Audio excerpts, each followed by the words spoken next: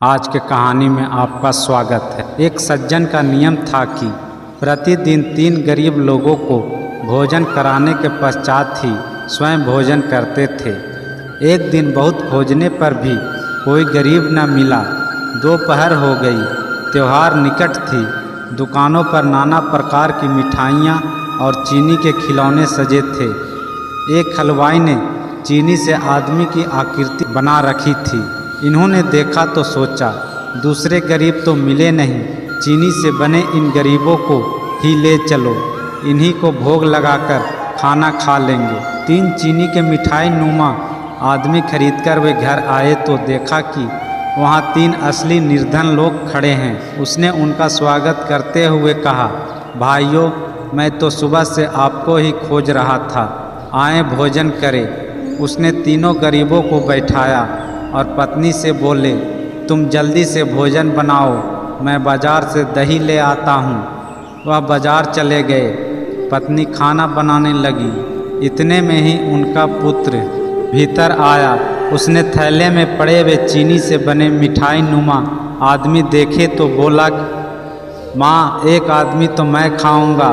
साथ वाले कमरे में बैठे आदमियों ने यह बात सुनी तो घबराए।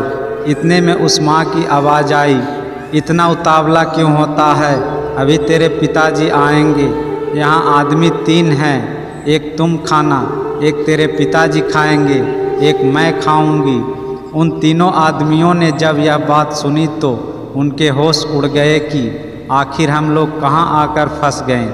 ये लोग तो आदमियों तक को खाते हैं, मनुष्य नहीं राक्षस मालूम पड़ते हैं। उसके बाद एक आदमी लघुशंका के बहाने घर से बाहर हो गया। दूसरे ने भी ऐसा ही किया, तीसरे ने भी। तीनों ने अपने अपने जूते उठाए और लगे भागने। सामने से वही सज्जन दही लेकर आ रहे थे। देखा तो पत्नी से पूछा, क्या हुआ? वह बोली, मुझे तो पता नहीं, वे लघुशंका जाने की बात कह रहे थे, न जाने क्यों भाग रहे हैं। वह सज्जन तो सुबह से ही भूखे थे। उन 3 आदमियों के पीछे भागे। बोले, भाइयों, कहाँ भागे जाते हो? हम लोग तो सुबह से भूखे हैं। उन आदमियों ने दौड़ते हुए कहा, आज तो ये दुष्ट हमें ही खाकर अपनी भूख मिटाएंगे। अंततः वह सज्जन उन तीनों आदमियों के पास पहुँचे, उनकी बात सुनी, उन्हें चीनी के मिठाई नुमा आदमियों की बात बताई।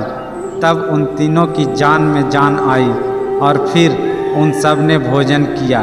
इस कहानी का सीख, इसलिए अगर पूरी बात मालूम न होने से अच्छी भली बुद्धि में भी भ्रम पैदा हो जाता है।